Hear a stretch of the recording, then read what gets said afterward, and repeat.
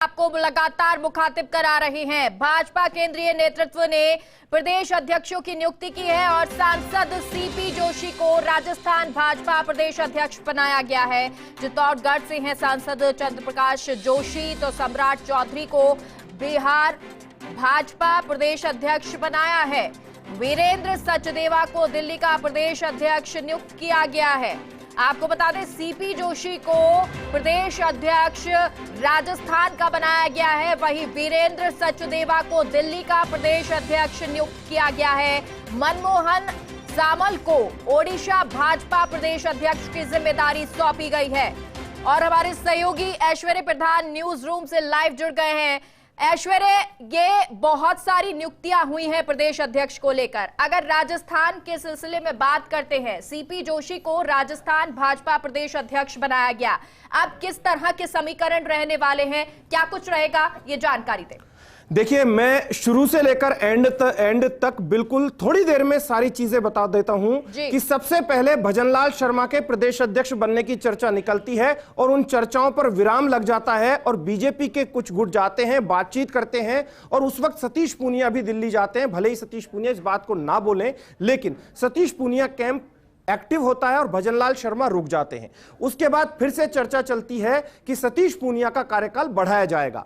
फिर वापस से भारतीय जनता पार्टी में लोग लगातार कहते रहते थे कि दो गुट हैं, वसुंधरा राजे गुट, सतीश पूनिया गुट, जबकि ऐसा नहीं। भारतीय जनता पार्टी में गुट कई हो गए थे, गुट एक ही नहीं था, गुट 5 से 7 तक गुट थे और गुट अपने अपने लिहाज से चल रहे थे। तमाम चीजें जो हैं वो धीरे धीरे करके आला कमान तक पहुंच रही थी। अरुण सिंह यहां से फीडबैक लेने आते थे, अरुण सिंह अपनी बात कहते थे, लेकिन अरुण सिंह जब पूरा फीडबैक देते थे तो आला कमान भी अपने स्तर पर चर्चा और मंत्रणा करता था।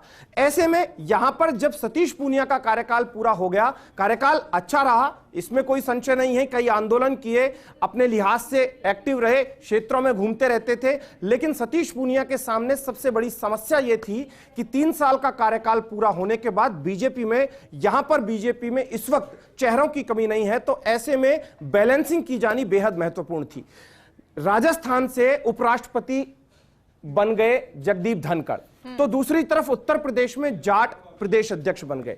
तो ऐसे में जाट राजस्थान में प्रदेश अध्यक्ष रहे, ऐसा संभव भी नहीं लग रहा था, क्योंकि जाट, राजपूत, ब्राह्मण, मीणा, गुर्जर, एससी तमाम तबकों को बैलेंसिंग करना होता है राजनीतिक पार्टियों में, और उस लिहाज से बैलेंसिंग बेहद जरूरी भी होती है। अब मैं आपको थोड़े दिन पहले की तस्वीर बताता हूं। थोड़े दिन पहले की घटना यह थी कि जब सीपी जोशी महापंचायत में आए, महापंचायत के बाद जब अश्विनी वैष्णव से उन्होंने बातचीत की, तो अश्विनी वैष्णव से बातचीत करने के बाद जब हमने उनसे पूछा कि क्या आप प्रदेश अध्यक्ष बनने जा रहे हैं, तो सीपी जोशी हंसे, मुस्कुराए और उसके बाद बोले, मुझे नहीं लगता, बाकी भाजपा है, भाजपा में जो सोचते हैं वो नहीं होता, मोदी जी जो फैसला करते हैं वही होता है, मोदी जी या अमित शाह, जेपी नड्डा जिसे बनाएंगे हम स्वीकार कर लेंगे, ऐसा कहकर वो चलते बने। कल रात एक नया समीकरण घूमता है। सतीश पूनिया परसों दिल्ली गए थे, सीपी जोशी के घर पर एक शानदार आयोजन हुआ और वहां पर भूपेंद्र यादव की मौजूदगी होना, और फर्स्ट इंडिया ने खबर भी चलाई कि भूपेंद्र यादव वहां पर मौजूद है।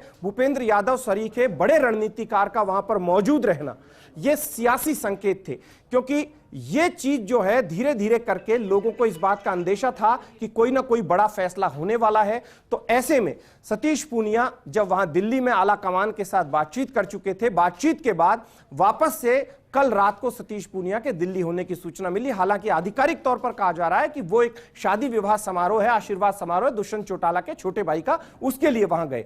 लेकिन जब रात को देर रात मैंने खुद ने सीपी जोशी से संपर्क करने की कोशिश की, तो सीपी जोशी ने बस इतना कहा कि हमारा ऐश्वर्य, आपको रोकना चाहेंगे, राज्यवर्धन राठौड़ हमारे साथ राजेंद्र राठौड़, माफ कीजिएगा, राजेंद्र राठौड़ हमारे साथ जुड़ गए हैं फोन लाइन पर। राजेंद्र जी, अब भाजपा प्रदेश अध्यक्ष की कमान सीपी जोशी के हाथ में है, सबसे पहले आपकी प्रतिक्रिया चाहेंगे।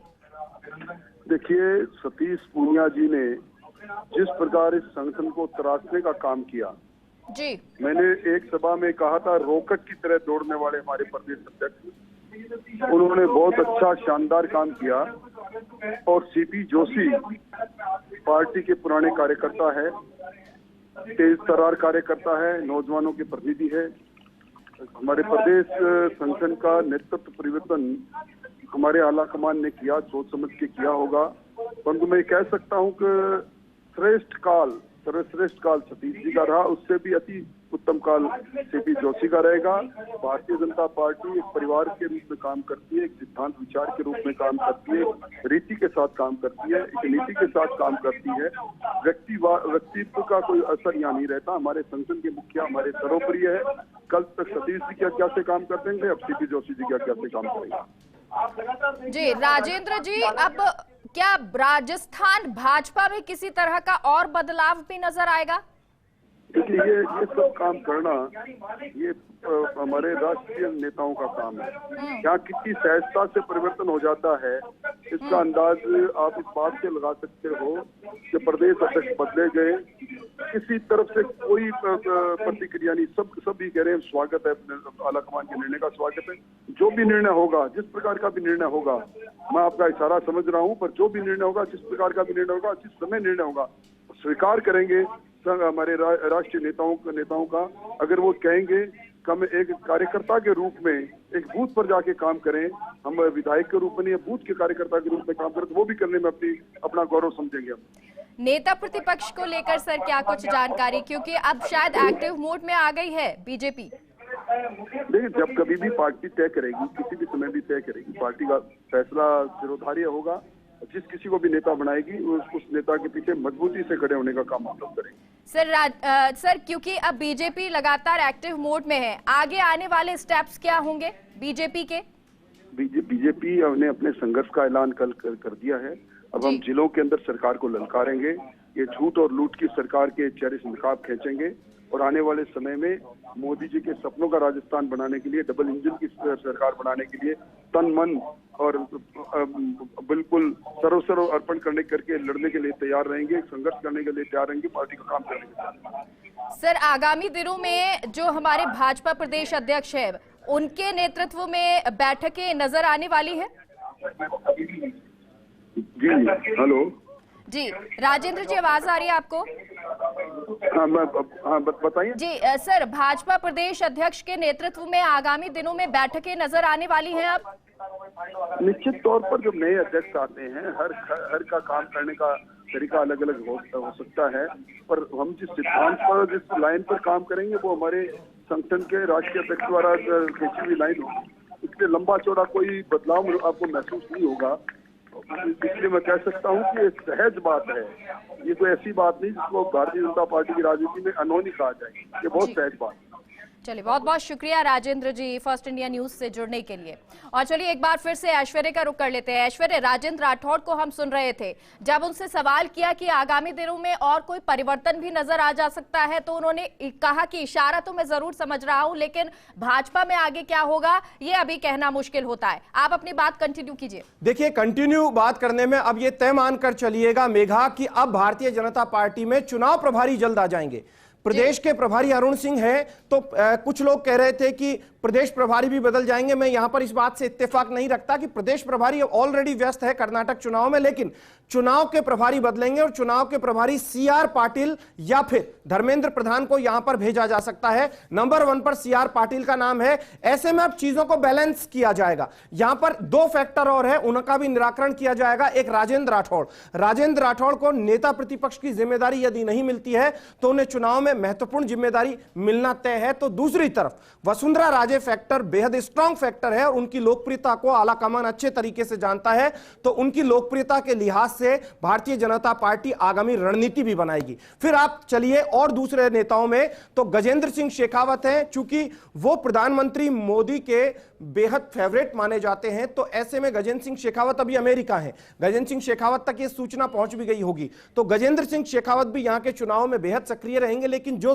2 जिम्मेदारियां आगामी दिनों में देखी जा सकती है, वो राजेंद्र राठौड़ और वसुंधरा राजे को भी कोई जिम्मेदारी मिले। और सतीश पूनिया, चूंकि सतीश पूनिया संगठन में बहुत पुराने कार्यकर्ता हैं, मजबूत कार्यकर्ता माने जाते हैं, तो ऐसे में सतीश पूनिया को किसी अन्य राज्य में प्रभारी की भी जिम्मेदारी की एक संभावना इस वक्त है, क्योंकि अब संगठन में कई बदलाव होंगे। और जब बदलाव होंगे, क्योंकि दिल्ली जो है वो लगातार चीजों को देख रही थी, माइन्यूटली देख रही थी, हर रिपोर्ट पहुंचती थी, हर सूचना पहुंचती थी। और 4 तारीख का जो घटनाक्रम था, वो जो घटनाक्रम था, उस घटनाक्रम के बाद भले ही भारतीय जनता पार्टी के नेता ना माने, लेकिन उस घटनाक्रम की भी विवेचना की गई, उसको लेकर भी मंथन किया गया गया और उसके बाद वो भी एक बड़ा फैक्टर रहा। यहां पर अरुण सिंह का बयान आना कि सतीश पूनिया लगातार रहेंगे, उनका कार्यकाल बढ़ेगा, तो कार्यकाल उनका बढ़ा, 3 महीने के करीब कार्यकाल बढ़ा। दिसंबर में उनका कार्यकाल पूरा हो जाता था, तो दिसंबर के बाद आप देख लीजिए कि लगभग 3 महीने का वक्त हो गया। लेकिन यदि हम उनके निर्वाचन से पहले का आंकड़ा देखें तो वो सितंबर में अध्यक्ष बने थे, तो उनका जो समय था वो सितंबर के आसपास पूरा हो गया था। तो एक लंबा समय उन्होंने भारतीय जनता पार्टी में बिताया और जनाक्रोश रैलियों से लेकर कई कार्यक्रम उनके नेतृत्व में हुए। लेकिन मैं आपको जानकारी दे दूं कि सीपी जोशी किस तरीके के लीडर हैं, एक बड़ा अंतर मैं बताता हूं, बेहद शांत रहते हैं। अगर आप राजस्थान के बड़े नेताओं से अगर तुलना करें, बिल्कुल ऐश्वर्या आपको रोकना चाहेंगे।